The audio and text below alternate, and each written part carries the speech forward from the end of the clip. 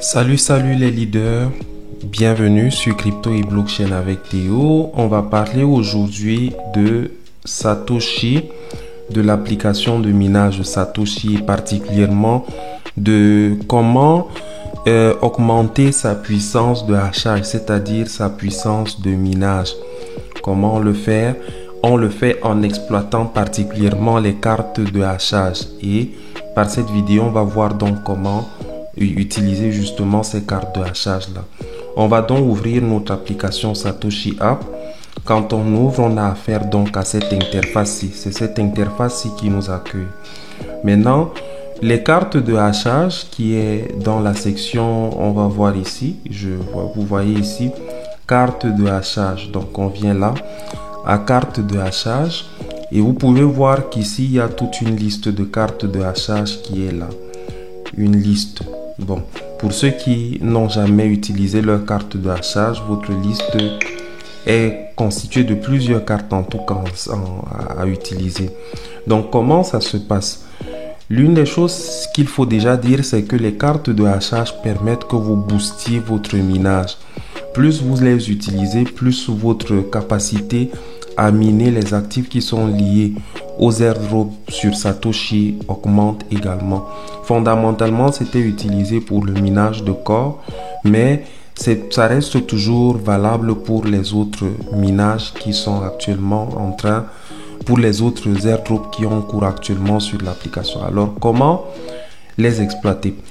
L'une des choses qu'il faut absolument faire, c'est d'avoir Telegram. Donc, il vous faut absolument avoir un compte Telegram parce que les cartes de hachage, les groupes de cartes de hachage sont justement sur Telegram et il faut donc absolument avoir un compte Telegram. Une fois que vous avez un compte Telegram, vous allez donc sur l'un des groupes que je vais donc montrer. L'un des groupes, donc voilà, vous cherchez donc Core de manière générale parce que les groupes en question sont liés à Core. Donc je vais partager les liens de ces groupes là en description, les liens de partage des cartes de hachage. Donc vous allez voir qu'il y a un groupe ici, le premier ici que je vais ouvrir. C'est un groupe qui a 116 870 membres et dans ce groupe essentiellement là on partage sur les cartes de hachage et vous allez voir que dans les partages les gens présentent, chaque carte de hachage a un nom comme vous voyez ici. Il y a Spider Card, il y a Witness Card, il y a Anne Card, il y a Beetle Card. Donc chaque carte a un nom et vous participez donc à l'exploitation là en tenant compte de ce nom là justement. Donc par exemple, ma première carte ici c'est Spider Card.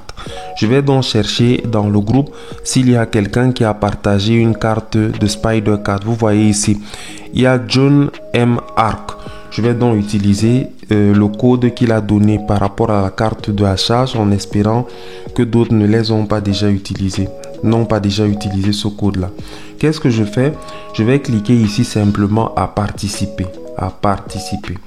et je vais donc taper le code qu'il a partagé qui est 74 G minuscule 3 et T P W et je valide à OK en espérant que voilà, vous voyez, ça a indiqué participation réussie à l'échange de cartes de hachage. Très bien.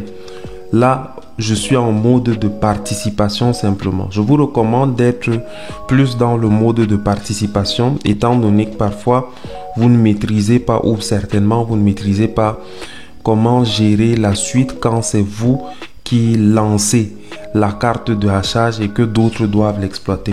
Là, on a fini avec la première carte avec succès. Et vous allez voir que cette carte, quand elle sera totalement exploitée, parce que généralement, on lance les cartes en ouvrant 5 positions. Donc, vous voyez ici 1. Nous sommes à la deuxième position sur la Spider Card ici. Maintenant, il est question que 3 autres personnes rejoignent donc l'échange et qu'après celui qui a lancé donc la carte valide donc l'échange et par conséquent que tout le monde qui a participé à l'échange puisse donc bénéficier d'un boosting de son minage. Donc voilà, ça c'est pour la première carte. Donc on va attendre, ça va prendre son temps étant donné que aujourd'hui beaucoup de personnes ne participent pas à l'échange, je pense. Et du coup, donc parfois, ça fait que ça peut durer. Donc, nous autres, par exemple, sur mon compte personnel, je n'ai plus la possibilité de participer aux échanges de temps en temps. Donc, ça fait que ça limite le nombre de participants également. Généralement, ce sont les nouveaux qui ont la possibilité encore de participer avec autant de cartes comme vous le voyez. Donc maintenant on a l'autre carte qui est la Witness card. Je vais chercher si dans le groupe il y a quelqu'un qui a partagé la Witness card. Je vois, je cherche, il faut chercher.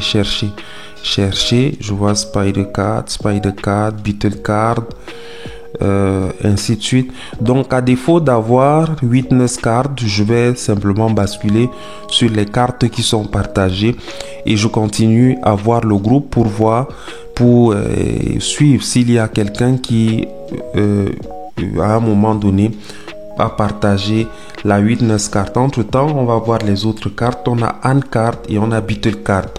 Je vais voir s'il y a Anne card ici. Donc on a Beetle card qui est ici. Je vais donc utiliser la Beetle card en appuyant simplement sur participer. Je tape le code que celui-ci a partagé qui est 6 X 7 M Z 3 T et je valide. L'échange de cartes de hachage a été annulé ou terminé. Donc ça c'est un autre cas que vous pouvez avoir. Donc une fois qu'une carte a déjà été exploitée par le nombre de personnes qui a été défini, la carte de hachage s'annule et est donc terminée. Ça c'est un cas auquel vous pourriez faire face et ça fait que votre carte reste disponible jusqu'à ce que vous ayez donc quelqu'un qui lance un échange de cartes qui est toujours valide. Et l'autre chose également, c'est que dans ce processus-là, une fois que vous avez déjà échangé une carte de hachage avec quelqu'un, vous ne pouvez plus échanger encore une carte avec lui. Donc, et vous aurez un message qui va vous signaler que avec telle personne, justement, vous avez déjà échangé une carte de hachage et qu'il n'est donc plus possible d'échanger avec lui. Donc, les échanges sont uniques. Elles sont uniques. Donc, on va chercher encore des cartes. Je vois ici, il y a Beetle card. On a Beetle card ici. On va participer à l'échange. On a 6 Z 56 N 92 en espérant que ça va donner. Voilà, l'échange encore a été réussi et c'est très bien, la participation a été réussie. Donc cette personne-ci, elle a défini 3 positions et une fois que la troisième personne va rejoindre, la puissance de hachage va augmenter suivant ce que vous voyez ici. Vous voyez qu'en haut ici, ça va augmenter de 3,30K, 33 000 puissance de hachage et ça va avoir une incidence ici sur mon hachage comme vous voyez ici.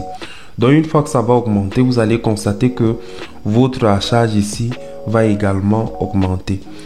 Et les gens restent en veille vraiment pour utiliser les cartes de hachage là. Comme vous voyez, il est tard actuellement, mais les gens sont très actifs dans le groupe et ce sont des groupes qui réunissent les gens du monde entier. Mais il y a plusieurs autres groupes.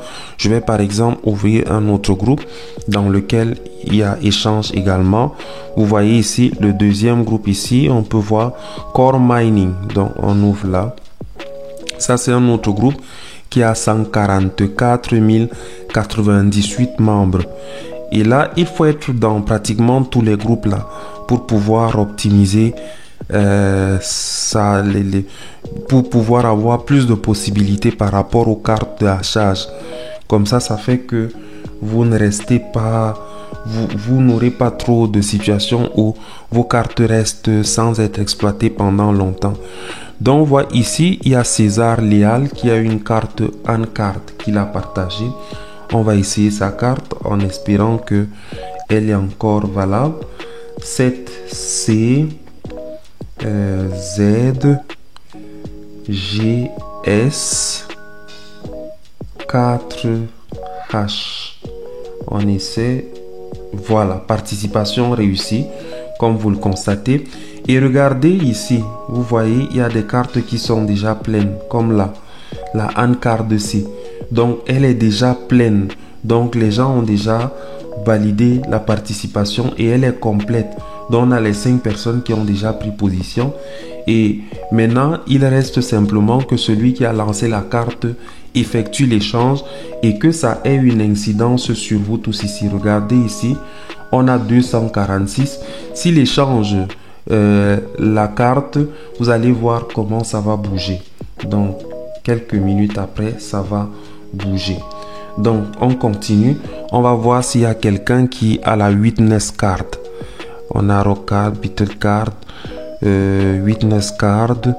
Witness Card, c'est une carte qui est un peu rare et qui permet de gagner un peu plus de puissance de la charge. Il y a des cartes qui sont un peu rares, comme la Formation Card, comme la Witness Card. Bon, on a une Witness Card ici. On va essayer, en espérant qu'elle n'a pas été exploitée déjà, ou bien qu'il y ait une position disponible. 6W CE 5TV. Donc voilà, on essaie. L'échange de cartes de la charge a atteint le nombre max de participants. Donc pas de chance. On voit, c'est beaucoup plus les récentes cartes qui sont généralement actives. On va voir dans un autre groupe. Donc on a 2 groupes déjà. On va chercher dans un autre groupe. Corps toujours. Tous les groupes là ont une référence avec le nom corps. Donc on voit, il y a généralement quand le groupe n'a pas plusieurs participants, c'est pas très intéressant. Donc voilà. Mais je pense qu'à travers ce qui a déjà été présenté, vous comprenez comment fonctionnent les cartes de la charge. Elles sont très importantes pour booster notre minage ou notre participation à l'airdrop. Ça permet de gagner un peu plus. Maintenant, on va voir peut-être si la puissance de la charge ou bien s'il y a une carte qui a été épuisée. Parce que ça va disparaître, mais parfois, par exemple, la hand card, on va voir s'il a effectué l'échange. Parfois, ça demande que vous reveniez à airdrop d'abord ici pour que ça rafraîchisse et qu'on voit. Donc, on voit non, l'échange est encore là. Il nous reste donc la Witness Card qui est là, une carte résiduelle. Et en suivant donc le groupe, on va pouvoir exploiter ça. Donc, dites en commentaire si cette vidéo vous a éclairé par rapport à l'exploitation des cartes de la charge et s'il y a quelques autres préoccupations par rapport à comment les exploiter, vous pouvez également signaler cela en commentaire. Donc du reste, maintenant après on va parler également des cartes cadeaux.